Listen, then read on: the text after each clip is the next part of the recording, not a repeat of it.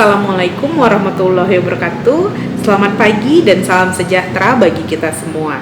Nama saya Siti Alhamra Salkaura, dosen Fakultas Ekonomi dan Bisnis Universitas Medan Area pada program studi manajemen dengan jabatan akademik lektor.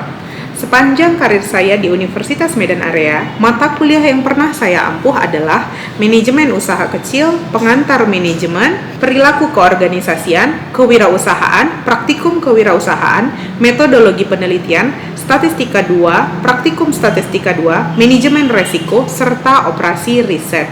Adapun mata kuliah yang diamanahkan kepada saya semester ini adalah kewirausahaan, praktikum kewirausahaan, riset operasi, statistik 2, dan praktikum statistik 2. Maksud dan tujuan dari pembuatan video ini adalah pernyataan diri dosen untuk unjuk kerja Tridharma Perguruan Tinggi atau biasa disingkat dengan PDD UKTPT. Pada pengajaran saat ini, saya akan membawakan mata kuliah kewirausahaan dengan bobot 2 SKS untuk perkuliahan semester 5. Adapun outline yang akan saya jelaskan dalam video kali ini adalah seperti di samping.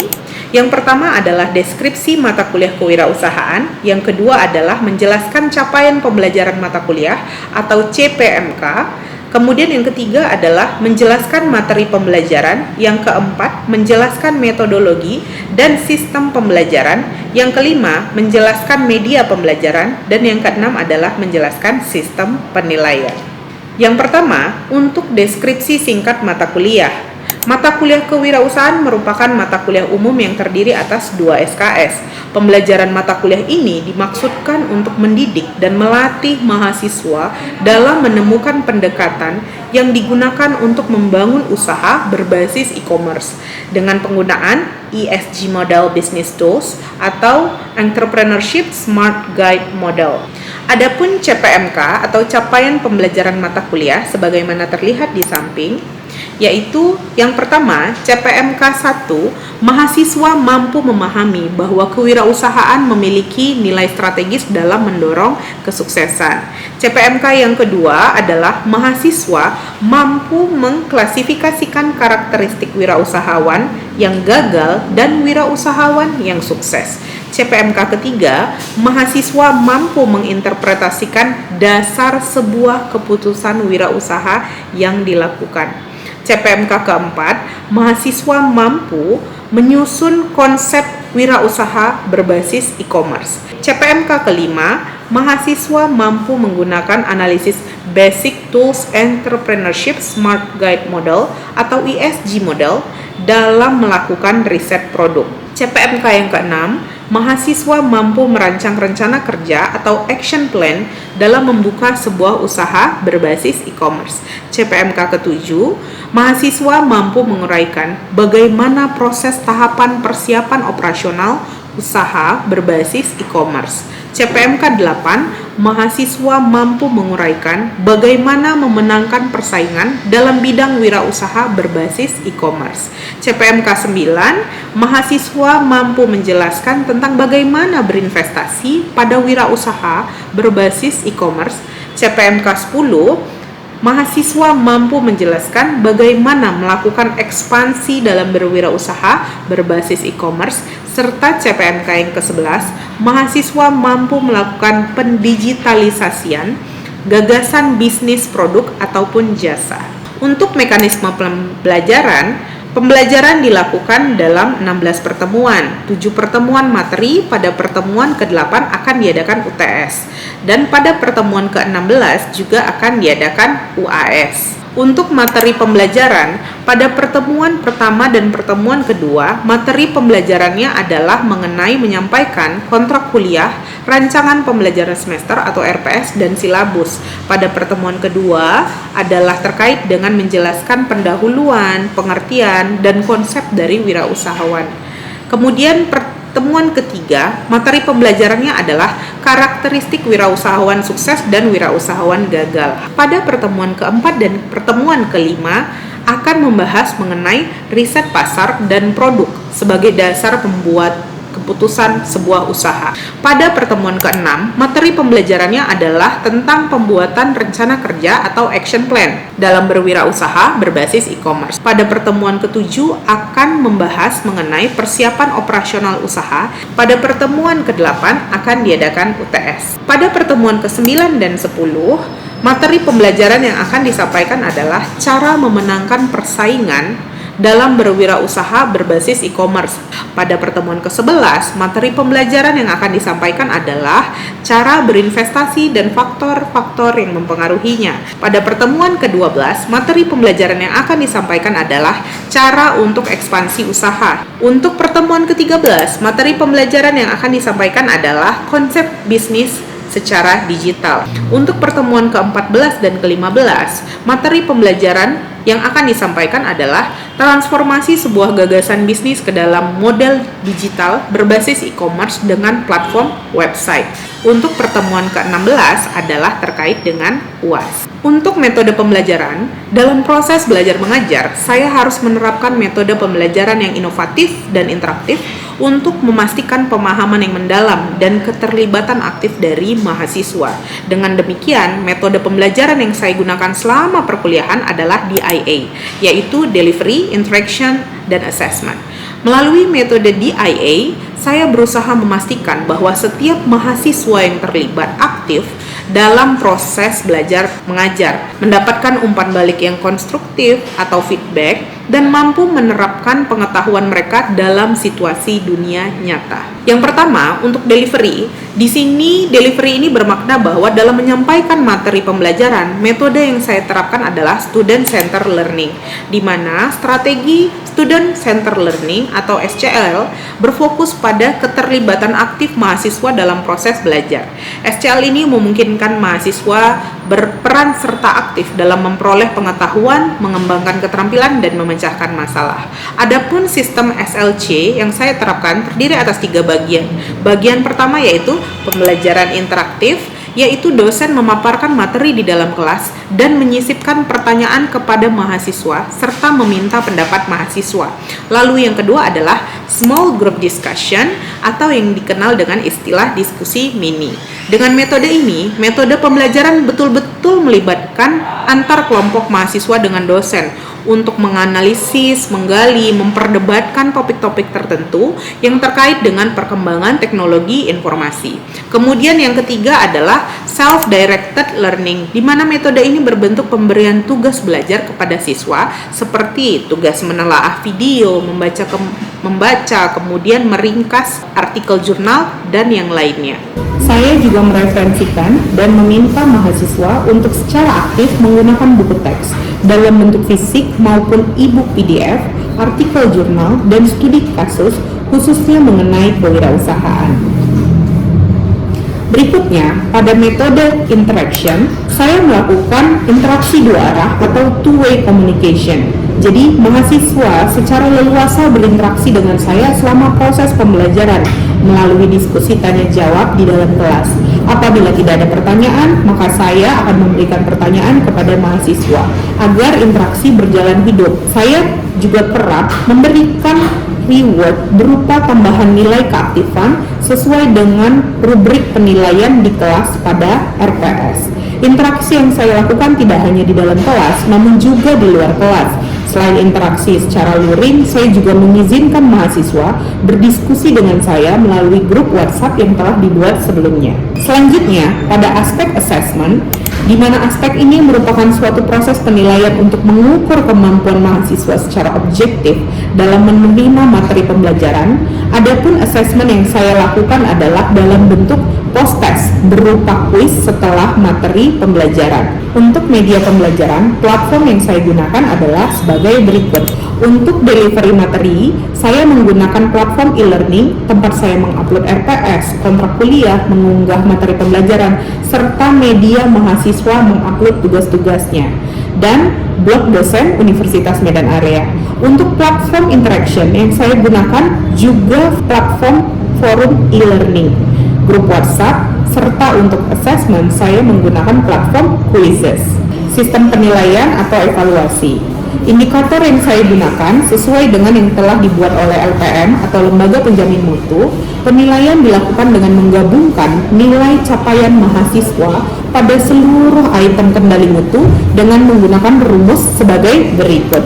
Untuk partisipasi dinilai sejumlah 10%, PR atau tugas dinilai sejumlah 50% termasuk kuis di dalamnya, untuk UTS 15% serta untuk UAS 25%, dengan catatan kehadiran mahasiswa minimal 75% dalam 16 pertemuan. Untuk penilaian terhadap mahasiswa ditentukan oleh hasil belajar mahasiswa sendiri dengan menggunakan sistem penilaian acuan norma atau PAN. Untuk nilai A berada pada rentang lebih besar atau sama dengan 85 sebagaimana terlihat di samping. Untuk nilai B+ berada pada rentang 77,5 hingga 84,9. Untuk nilai B berada pada rentang 70 sampai 77,9.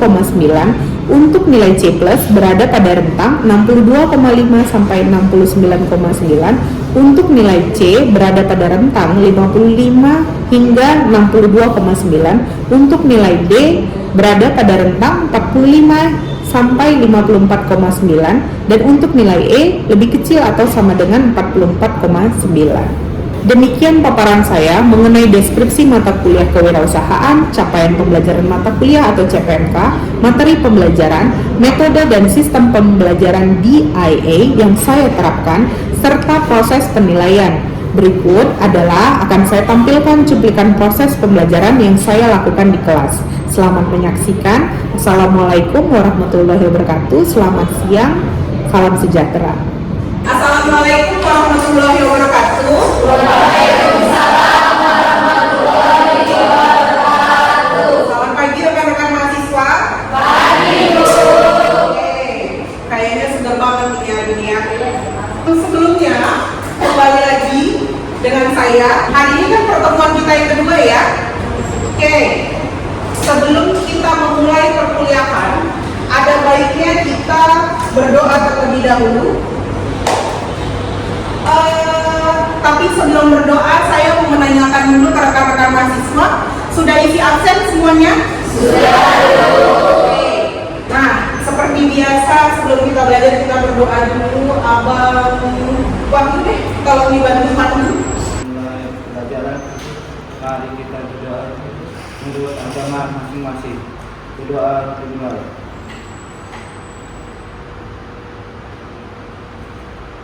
Oke. Terima kasih Bang Wahyu. Karena ini kita kelas pagi ya, jadi sebelum kita mulai jangan lupa bahagia dan bersyukur. Baik. Nah, kira-kira rekan-rekan mahasiswa, apakah masih ada yang ingat minggu lalu kan saya sudah membagikan RPS, kemudian kita juga sudah membahas mengenai mengapa sih menjadi seorang wirausaha itu penting, apa sih urgensi konsep dari seorang wirausaha seperti itu. Kalau teman-teman masih ingat, mungkin kan kita sudah membahas di pertemuan sebelumnya, di pertemuan pertama, bahwa 54% PDB kita itu dipengaruhi oleh atau disumbangkan oleh para kewirausahaan dalam bentuk UMKM. Nah, jadi saya mau nanya dulu nih, ada yang sudah menonton, kemarin kan saya kasih tugas nih ya, menonton film Tipo Emro? Kira-kira ada yang udah, ada yang belum. Oke, kira-kira ada yang mau bilang nggak? Atau ada yang mau bercerita nggak? Apa sih inti dari film Tipo Emro itu? Tugas yang saya berikan minggu lalu. Kira-kira ada yang mau jawab?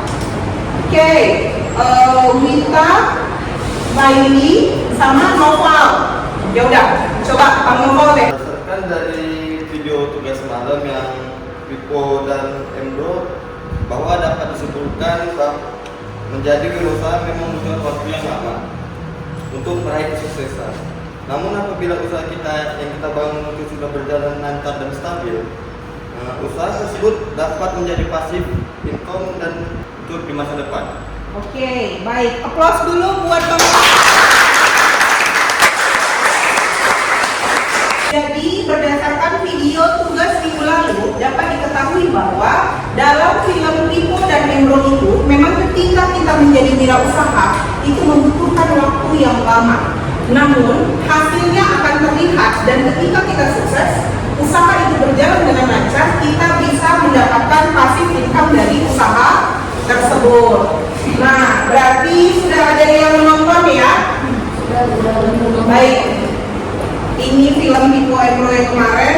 Nah, adapun hari ini topik kita adalah membahas mengenai pengertian wirausaha.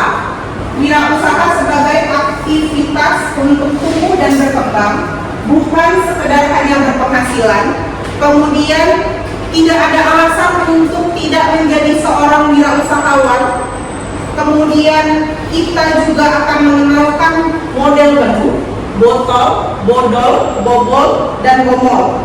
Serta hari ini kita akan membahas tantangan dan ancaman dalam berwirausaha. Jadi apa aja sih tantangannya, apa aja ancamannya, bagaimana cara memanage tantangan dan ancaman tersebut. Oke, sekarang saya mau voting terlebih dahulu. Kira-kira di kelas ini ada nggak yang mau jadi seorang wirausaha? Wah, rame. 1, 2, 3, 4, 5, 6, 7, 8, 9, 10, 11, 12, 13, 14, 15, 16, 17, 18, 19, 20. Berarti sekitar 21 orang dari semua yang ada di kelas ini ingin menjadi wirausaha ya. Hal ini sesuai dengan hasil survei. Jadi diketahui berdasarkan lembaga jajak pendapat kolaborasi bahwa sebanyak 58,3%, sama ya, rasionya hampir sama ya. Satu kelas ini kan hampir 50 orang, tadi 21 orang lebih kan tunjuk tangan ya. Berarti hasil jajak pendapatnya benar. Diketahui bahwa sebanyak 58,3% responden, terutama anak muda, memilih untuk menjadi pengusaha atau bisnis.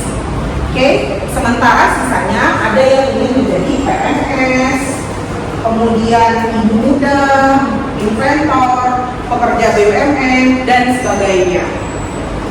Jadi dari situ bisa ketahui bahwa memang sangat banyak yang ingin menjadi wirausaha. Oke, sebelum kita berbicara lebih jauh, kira-kira ada yang tahu nggak apa sih definisi dari wirausaha? Oke, ini coba saya jelaskan dikit ya. Saya hanya akan mengambil satu orang yang paling populer tentang mendefinisikan wirausaha. Kalau rekan-rekan mahasiswa tahu, ada yang bernama Profesor Raymond Casali. Jadi Profesor Raymond Casali itu memang sangat terkenal untuk bidang manajemen. Oke, nah beliau berkata bahwa wirausaha adalah menciptakan inovasi baru yang belum pernah ada sebelumnya, yaitu dengan membuat sesuatu menjadi hal yang luar biasa. Itulah sebuah bisnis. Nah, lebih lanjut, ada beberapa alasan kenapa sih kita harus berwirausaha. Yang pertama, dengan berwirausaha, kalian bisa menjalani hal yang kalian suka. Mau bisnis apa? Kuliner, mau bisnis apa lagi? Cewek-cewek, fashion, skincare, semua banyak, makeup, kan banyak ya.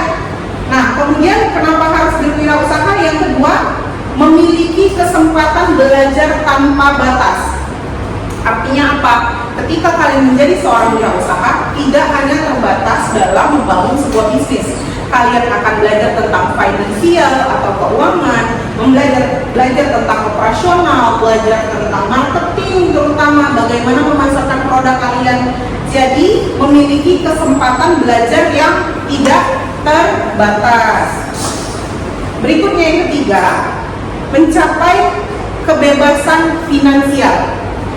Sama seperti film Pipo Emro yang sudah saya bagikan, ketika usaha itu berjalan dan sukses, kalian akan memiliki peluang untuk bebas finansial, artinya passive income, oke?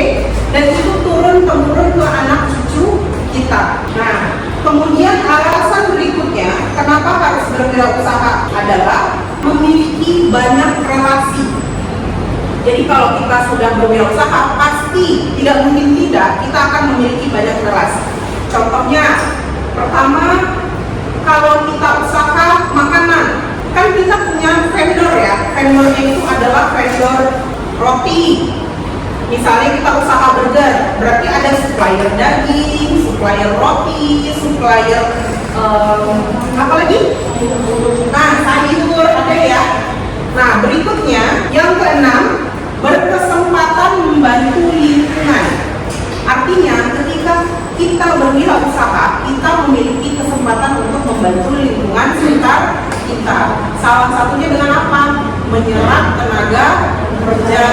Kemudian dengan kita berwirausaha, usaha kita mungkin menjadi solusi permasalahan di lingkungan sekitar kita. Contohnya, kita usaha itu adalah usaha recycle sampah plastik, oke, menjadi minyak cair gitu. Itu kan bisa ya, sampah plastik itu deh, itu kan biasa merusak lingkungan ya. Lalu kita recycle menjadi minyak cair, itu bisa. Berarti kita membuat solusi agar lingkungan kita tidak kotor, kemudian lingkungan kita juga lebih bersih, mempekerjakan orang banyak. Nah, berikutnya bukti bahwa wirausaha itu selalu menjadi tokoh dunia. Ada yang tahu ini siapa?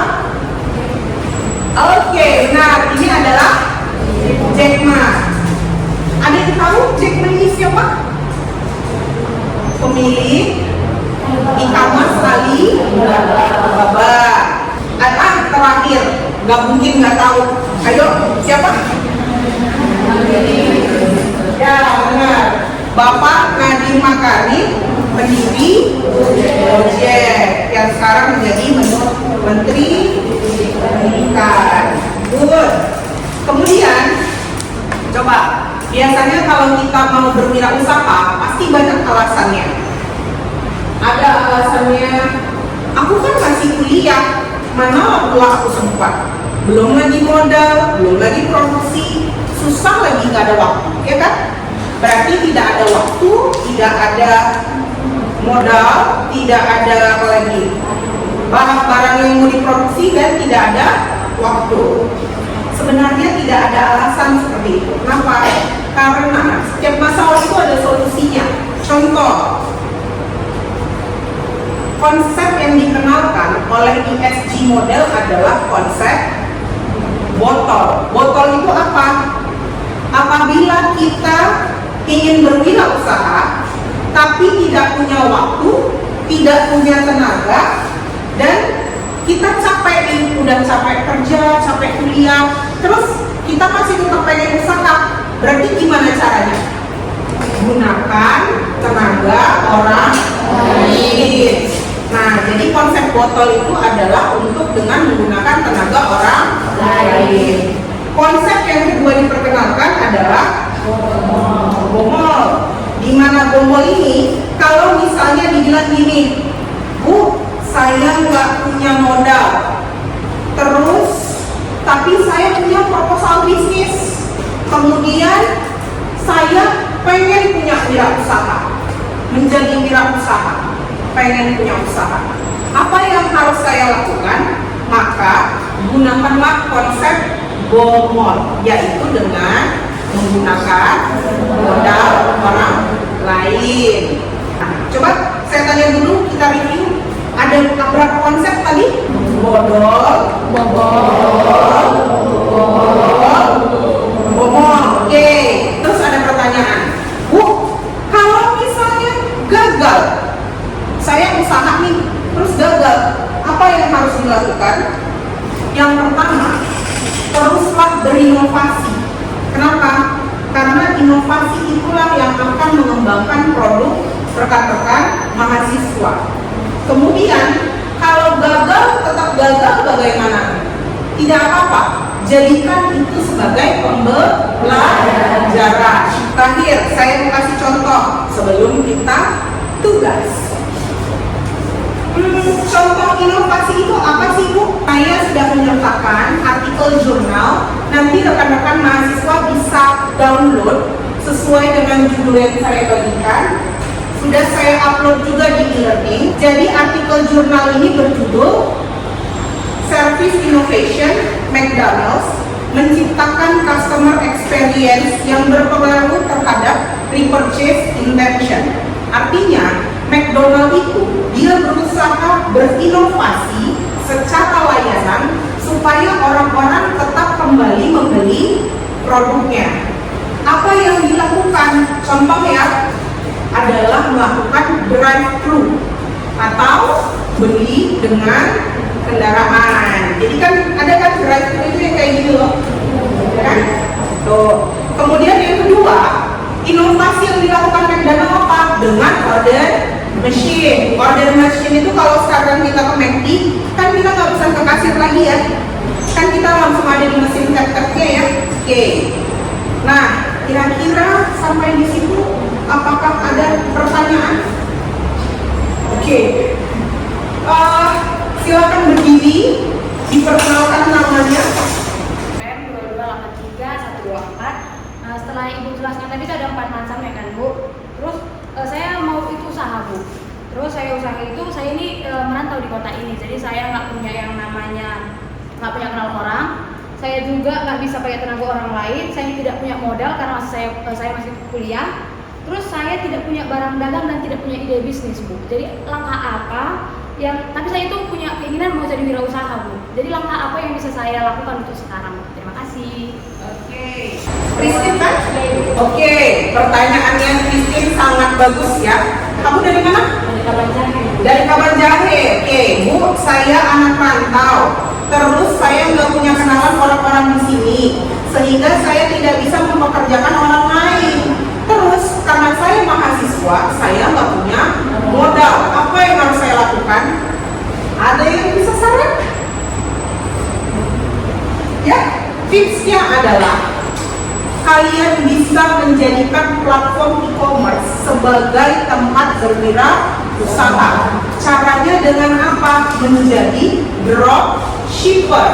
Rata-rata yang seperti itu tuh pengusaha beberapa online di Indonesia, tapi dia ambil barang dari China, dari luar. Banyak yang seperti itu. Jadi kalau ingin berwirausaha, tidak ada modal, tidak ada tenaga, tidak ada produk, bisa semuanya. Karena sekarang kan sudah terdigitalisasi. Oke, sekarang saatnya kita bermain. Jadi kita akan quiz. Quiz kita online. Ibu diperbolehkan memegang HP-nya. Oke, siap-siap ya. Silakan masuk ke websitenya Quizizz. Silakan enter code, masukkan kode 305362. Silakan masuk. Baru 24. Sudah? Quiznya kita mulai dari sekarang.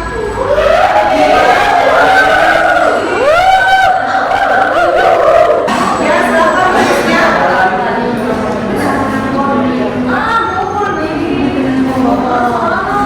Ayo, baru tinggal 99%.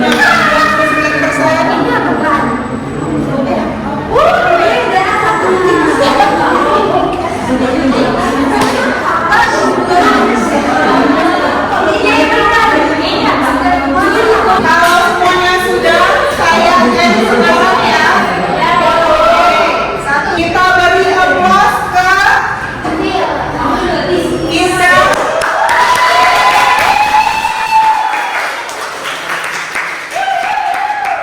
Selamat kepada Fadila, Rizkian dan Indah yang sudah mendapatkan nilai 3 tertinggi. Untuk tugasnya sudah saya upload di e-learning ya. Oke, kira-kira apakah ada pertanyaan lagi? Tidak ada lagi? Oke, jika tidak ada lagi, saya tutup kelas kali ini. Wabillahi taufiq wal hidayah. Assalamualaikum